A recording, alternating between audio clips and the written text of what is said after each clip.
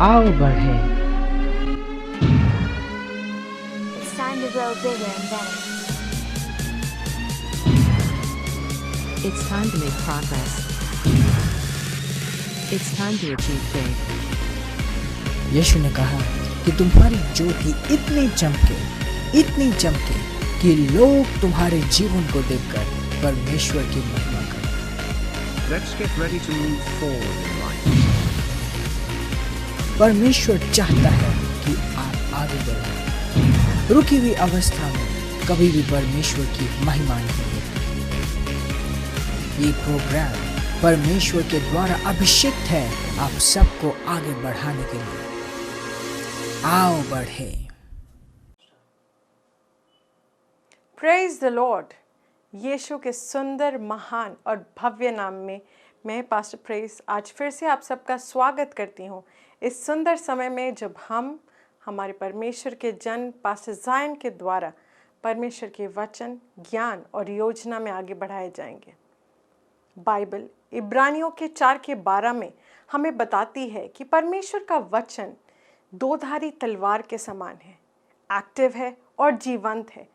तो ये बहुत ज़रूरी है कि हम परमेश्वर के वचन को अपने अंदर इस तरह से संभालें कि हम हर एक चीज़ को भेद सकें, हर एक परेशानी से खुद को बाहर निकाल सकें, शैतान की हर एक जकड़ और पकड़ को अपने जीवन पर से तोड़ सकें।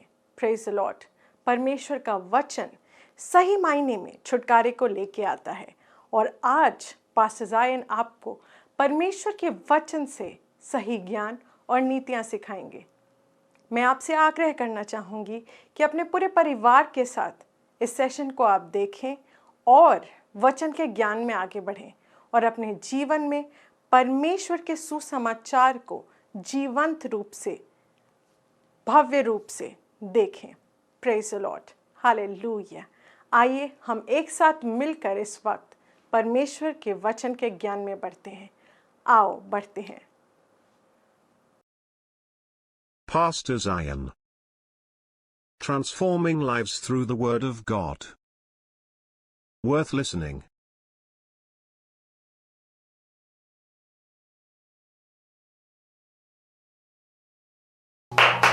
Praise the Lord. Hallelujah. धन्यवाद परमेश्वर प्रभु यीशु मसीह के नाम में। धन्यवाद पिता, तू सुंदर है, तू अच्छा है हम सबके जीवनों में। और इस वक्त मैं प्रार्थना करता हूँ हर एक भाई और बहन के लिए जो हमें इस वक्त सुन पा रहे हैं, जिन्होंने अपना विश्वास हमारे साथ जोड़ा है, जो हमें देख रहे हैं। धन्यवाद परमेश्वर। मैं प्रार्थना करता हूँ कि ये सब तेरे वचन के द्वारा, तेरे आत्मा के द्वारा बढ़ाए जाने के लिए खुले हों, इनका हृदय खुला हो, तेरे वचन को विश्वास, आनंद और दीनता के साथ ग्रहण करने के लिए। तेरा वचन बनाता है और बढ़ाता है। और मैं प्रार्थना करता हूँ कि इस वचन के द्वारा इनके जीवन में निर्माण हो, विश्वास में और स्थिर होएं, अपने जीवन में स्थापित होएं, अपने बुलाहट में स्थापित होएं और इनका जीवन पहले जैसे ना रहे। प्रभु यीशु मसीह के नाम में आमेन, आमेन। Praise God.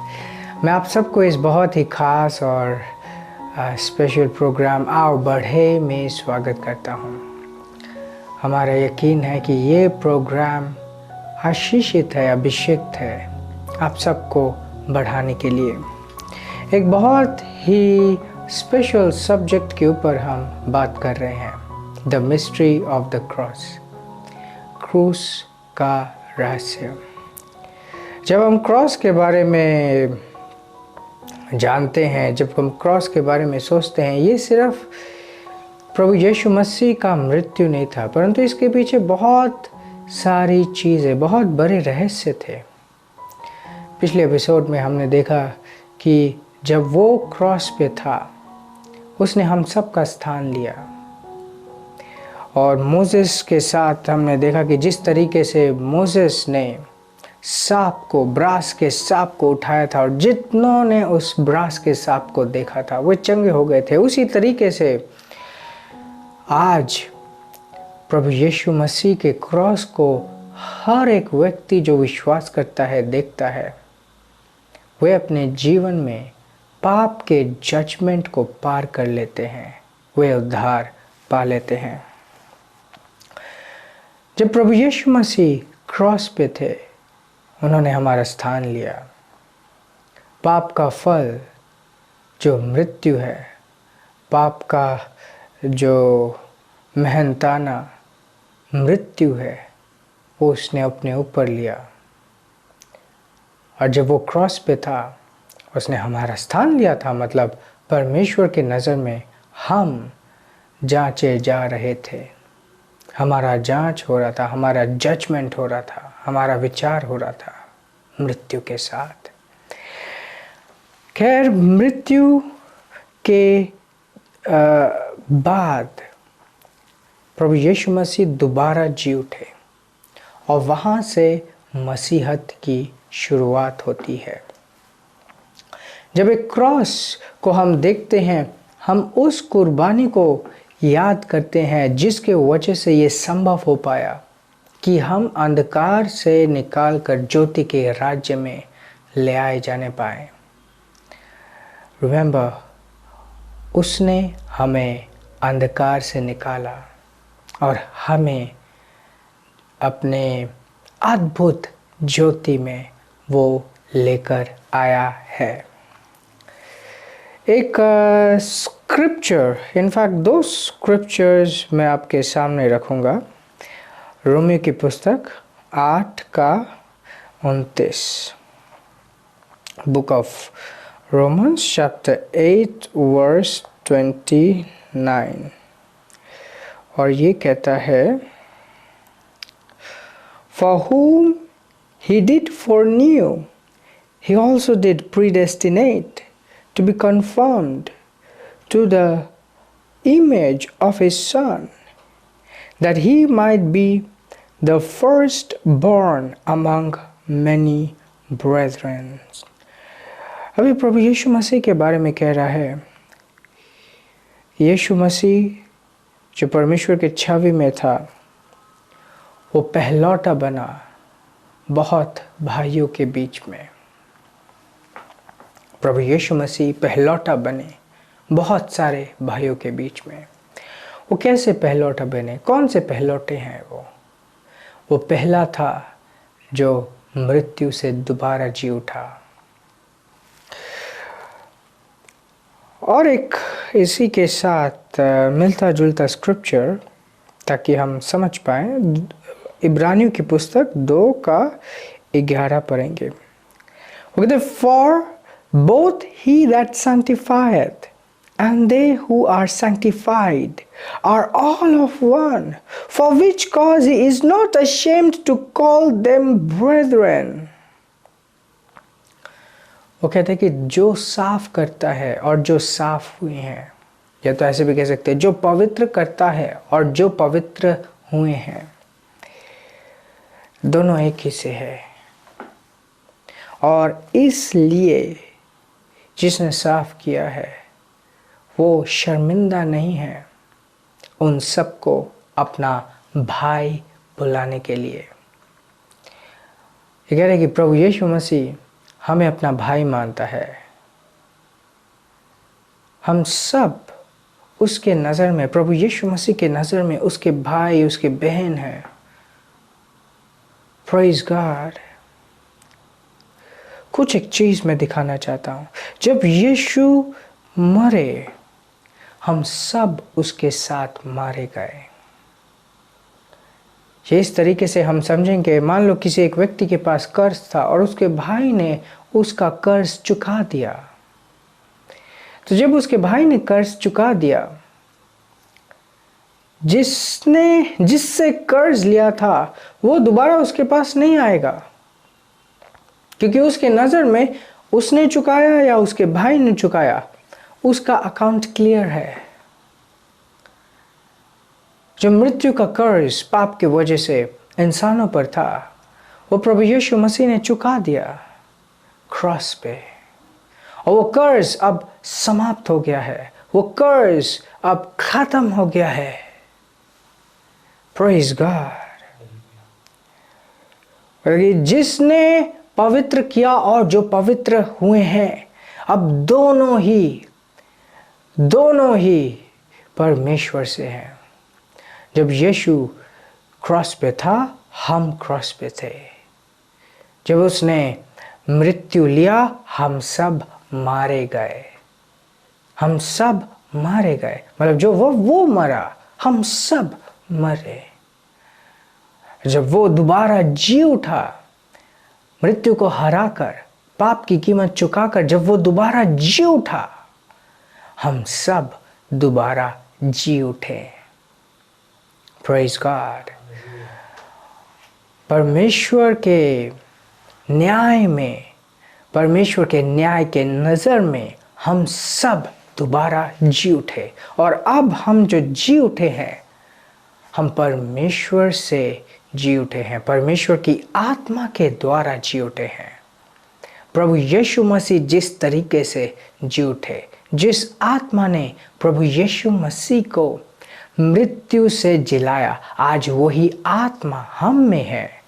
वही आत्मा है जिसने हमारे अंदर, हमारी आत्मा के अंदर, हमारे शरीर के अंदर, हम जो वाकई में एक आत्मिक जीव है, हमारे अंदर एक नया जीवन वो लेके आया। मृत्यु के बाद का जीवन। जब यीशु मरा, हम सब उसके साथ मर गए। जब वो दोबारा जी उठा, हम दोबारा जी उठे। आज हम नए जन्मे हैं। आज हम नए जन्मे हैं। तो ये जब क्रॉस को देखते हैं, ये सिर्फ यीशु की मृत्यु नहीं है, ये हम सब की मृत्यु है। और उसके बाद ये हम सब का पुनरुत्थान है। हम दोबारा जी उठे हैं ना। इन चीज़ों को समझना बहुत ज़रूरी है कि और ये चीज़ मैंने बाइबल से आपको दिखाई है, परमेश्वर के वचन से दिखाई है। And it's very very important कि हम परमेश्वर के वचन का अध्ययन करें और इन चीज़ों को समझें। बहुत बार कई बार मैंने देखा है सोशल मीडिया में बहुत से लोग हैं जो अपने आप को परमेश्वर का जन कहते हैं और वे परमेश्वर के वचन की चीज़ों का ध्यान नहीं रखते, और ये बहुत ही गलत है। कुछ चीज़ें जो परमेश्वर के वचन में साफ लिखी हुई हैं, हो सकता है उनके जीवन में उनका एक्सपीरियंस ना हो, परंतु वे जुट जाते हैं उन चीज़ों को डिफेंड करने के लिए। मतलब उनके परमेश्वर के वचन को अध्ययन करने का स्टाइल ऐसा नहीं कि मैं वचन को देखना चाहता हूँ ताकि मैं समझ पाऊँ, वरन वो इस तरीके से वचन को पढ़ते हैं ताकि वे अपने बातों को सही साबित कर पाएं। इससे परमेश्वर के लोगों का कोई भलाई नहीं होता। इनफैक्ट अगर आज प्रभु यीशु मसीह इस पृथ्वी में होते तो ऐसे लोगों को चाबुक से मारकर परमेश्वर के भवन से निकाल देते, क्योंकि इनका जो कार्य है वो विश्वासियों को खड़ा करने का नहीं है, विश्वासियों को अपाहिज बनाने का है। तो ध्यान दीजिए, हमारा जो फोकस है, केंद्र है, वो परमेश्वर के वचन से है। Praise God, praise God.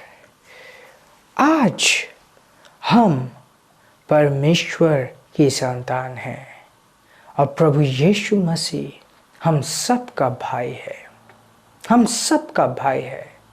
और दो जगह से हमने देखा कि एक जगह कहता है कि वो पहलौटा था अपने भाइयों के बीच में। तो बाकी उसके भाई कौन है? हम सब, आप और मैं, जिन्होंने विश्वास के द्वारा नया जन्म प्राप्त किया है।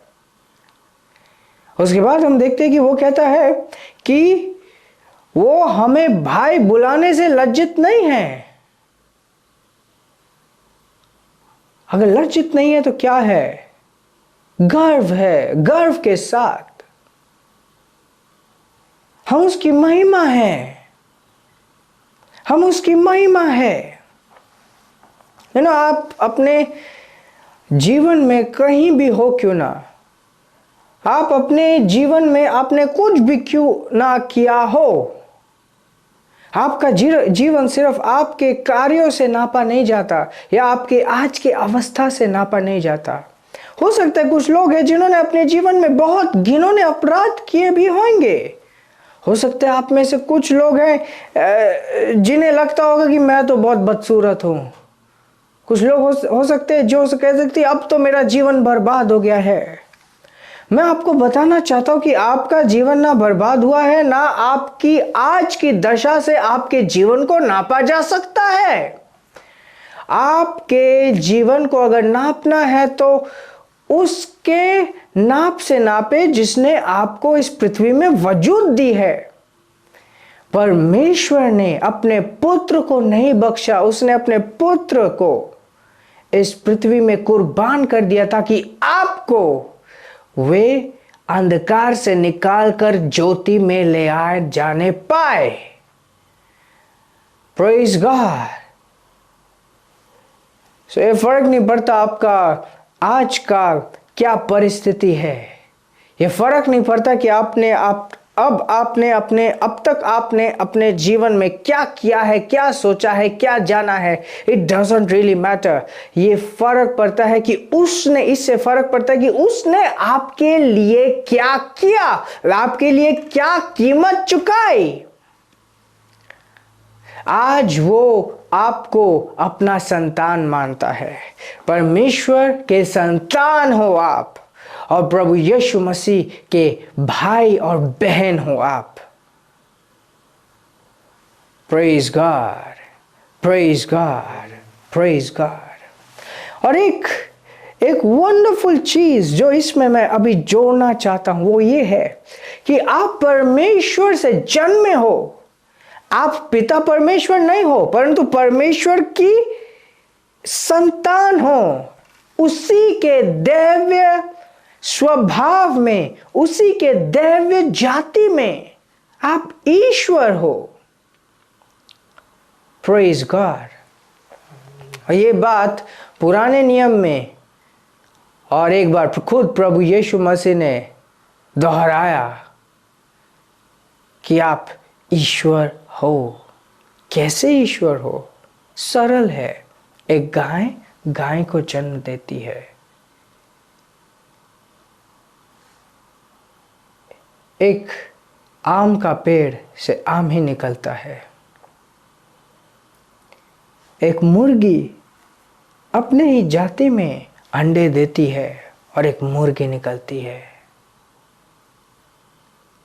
उसी रीति से एक इंसान को जन्म देता है और परमेश्वर अपने ही जाति में दैवी सृष्टि ईश्वर को जन्म देता है।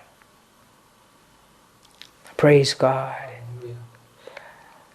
आप ईश्वर हो और आपको एक दुनिया दी गई है।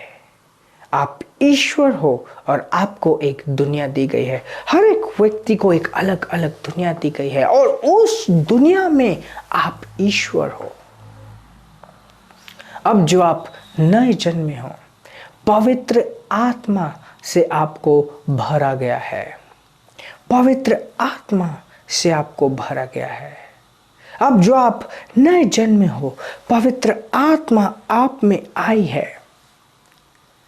कुछ ही क्षण पहले मैंने आपसे कहा कि इससे आप ना देखें कि आपने अब तक क्या किया और आपका क्या है और अभी आप किस अवस्था में हैं, परंतु इस तरीके से आप देखें कि अब जो पवित्र आत्मा आपके जीवन में आई है उसको हक दे कि वो आपके जीवन का नियंत्रण ले। परमेश्वर की आत्मा को प्रभु की आत्मा भी कहा जाता है और ये जो प्रभु की आत्मा है, प्रभु की आत्मा आपको प्रभुता देती है अपने दुनिया में। वे लोग जो आपके दुनिया में है, वो परिस्थितियां जो आपकी दुनिया में है, पवित्र आत्मा के साथ आप उनके ऊपर राज कर सकते हैं। परमेश्वर ने आपको ईश्वर बनाया और आपको एक दुनिया दिया और आपके दुनिया में आपको ईश्वर बना के रखा। Praise God. ताकि उस दुनिया में जिसके आप हिस्सा हो, उस दुनिया में आप परमेश्वर की इच्छा को, परमेश्वर की सुंदरता को, उसके अच्छी सुंदर सुगंध को स्थापित कर पाओ। और ध्यान दीजिए, जब आप ये सीख जाते हैं कि किस तरीके से आप पवित्र आत्मा को नियंत्रण दोगे, जब पवित्र आत्मा नियंत्रण लेता है तो कोई भी चीज आपके विरोध में खड़ी क्यों ना हो रही हो, चाहे वो शैतान हो या विपरीत परिस्थितियां, वे आपका कुछ नहीं बिगाड़ सकती, क्योंकि आप पवित्र आत्मा के द्वारा सामर्थ पाते हैं। Praise God, praise God. जब आप क्रॉस को देखें, जब आप क्रॉस के बारे में सोचें, सिर्फ ये ना देखें कि यीशु मारा गया, ये देखें कि ये पवित्र कुर्बानी थी जिसके द्वारा हमें परमेश्वर का सामर्थ मिला, जिसके द्वारा हमें परमेश्वर का सामर्थ मिला। बाइबल कहती है ये जो क्रॉस है हमारे लिए ये पावर ऑफ गॉड है, परमेश्वर का सामर्थ है। हम इसे परमेश्वर के सामर्थ के रूप में देखते हैं।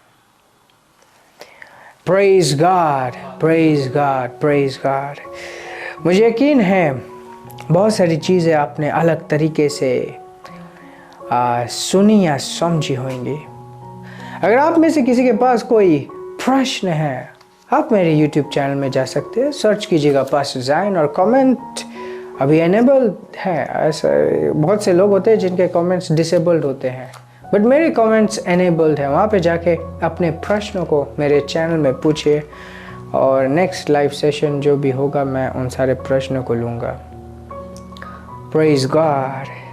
ये समय है, मैं आप सबको मौका देना चाहता हूँ अपने भेंटों को, अपने 10वां अंश को परमेश्वर के राज्य के साथ जोड़ने के लिए। स्क्रीन्स पे आपके पास डिटेल्स हैं, और जब तक आप अपने ऑफरिंग्स को रिलीज़ कर रहे हैं, मैं आप सबके लिए प्रार्थना करूंगा। धन्यवाद पिता प्रभु यीशु मसीह के नाम में, तो सुंदर है। इन सारे भाई और बहनों के लिए मैं प्रार्थना करता हूँ, और उनके लिए भी मैं प्रार्थना करता हूँ जो इस वक्त अभी भेंट दे रहे हैं। ये विश्वासी हैं, इसलिए विश्वास का कदम उठा पा रहे हैं, और मैं प्रार्थना करता हूँ कि तेरी आत्मा और हक के साथ इनके जीवन में कार्य करेगी। अगर इनमें से कोई भी विपरीत परिस्थितियों से फंसा हुआ है, यीशु के नाम में मैं अनुग्रह उनके जीवन में बोलता हूँ, डिक्लेयर करता हूँ और घोषित करता हूँ कि इस पवित्र आत्मा के सामर्थ्य के द्वारा वे आज़ाद हैं, और अनुग्रह से भरकर उनके जीवन, उनकी परिस्थितियाँ बदलती हैं, और वे सब लोग गवाही के साथ वापस आते हैं प्रभु यीशु मसीह के नाम में। आमीन, आमीन, आमीन। मैं परमेश्वर को धन्यवाद देता हूँ उन सारे गवाहियों के लिए जो आप हम तक पहुँचाते हैं। परमेश्वर के आनंद से भरे रहिए, स्वर्गीय भाषा में प्रार्थना करते रहिए, आगे बढ़ते रहिए, आशीषित रहें, आगे बढ़ते रहें। Praise God. This program is brought to you by Ambassadors of Zion Church, making the world a better place.